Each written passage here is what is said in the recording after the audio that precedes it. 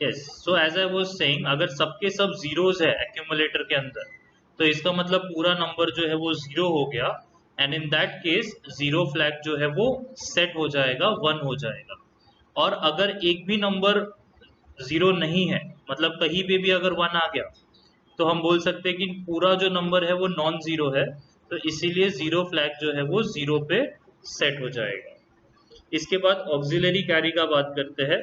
Auxiliary carry में as I told you, अगर accumulator के D3 से D4 पे कैरी पास हुआ है, तो हम बोलते हैं कि ऑक्सिलरी कैरी सेट हो जाएगा।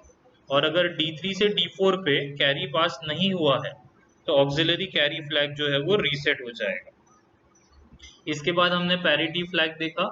पैरिटी फ्लैग मतलब अगर एक्यूमुलेटर के अंदर ऑड नंबर ऑफ वंस है, तो parity flag will be zero, और अगर इवन नंबर ऑफ वंस है, तो parity flag will be one.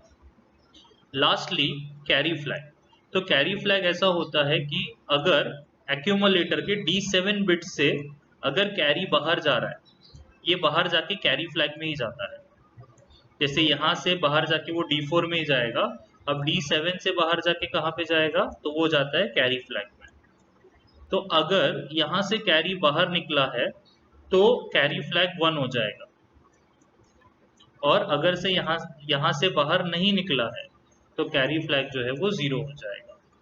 तो इसका मतलब अगर कोई एरिथमेटिक ऑपरेशन होता है और एक्यूमुलेटर का D7 बिट से कैरी बाहर निकल रहा है, तो हम कैरी फ्लैग को वन सेट कर देंगे, और एरिथमेटिक ऑपरेशन होने के बाद अगर D7 से कैरी बाहर नहीं निकल रहा है, तो कैरी फ्लैग को जीरो सेट कर देंगे। So that's it about flag register of 8085. So it's very easy and it's very important.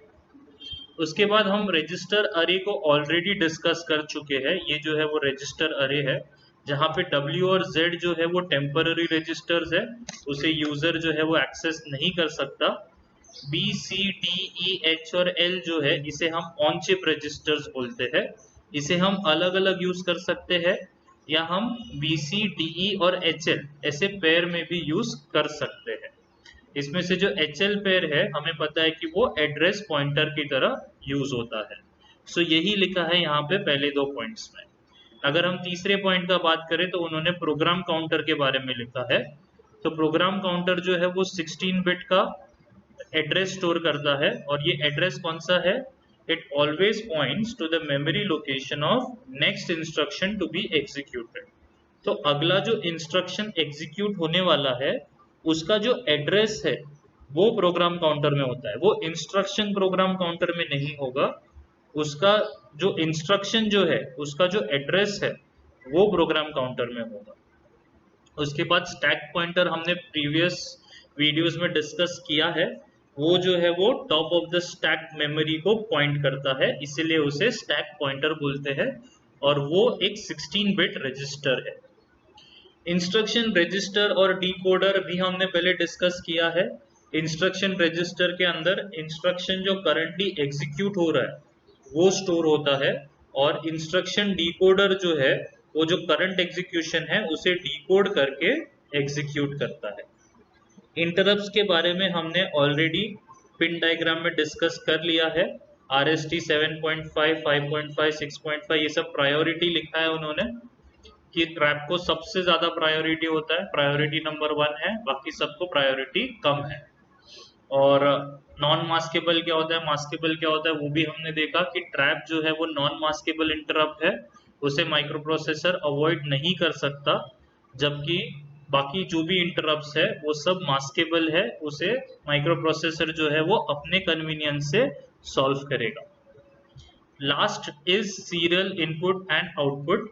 अब ये जो है, अगर एक साथ बहुत ज्यादा डेटा आ गया, तो उसे बोलते हैं parallel, parallel input parallel output. Usually हम पैरेलल इनपुट पैरेलल आउटपुट में काम करते हैं माइक्रो प्रोसेसर में, लेकिन हमारे पास सीरियल इनपुट एंड आउटपुट का भी प्रोविजन है। तो अगर ये डेटा को सीरियली देना है माइक्रो प्रोसेसर में, तो एक साथ 8 बिट नहीं देना है, एक के बाद एक बिट करके देना है, तो हम ये वाला कमांड यूज करते हैं। इसे बोलते हैं serial input data and serial output data. तो इसमें क्या होगा कि सबसे पहला जो यहाँ पे बिट है वो माइक्रो प्रोसेसर में जाएगा, फिर दूसरा जाएगा, फिर तीसरा, फिर चौथा, सीरियली ये सब जाते जाएगा, और ये कमांड होता है SID। सेम वे में आउटपुट वैसे करना है अगर हमें एक के बाद एक, तो उसे हम बोलते हैं SOD।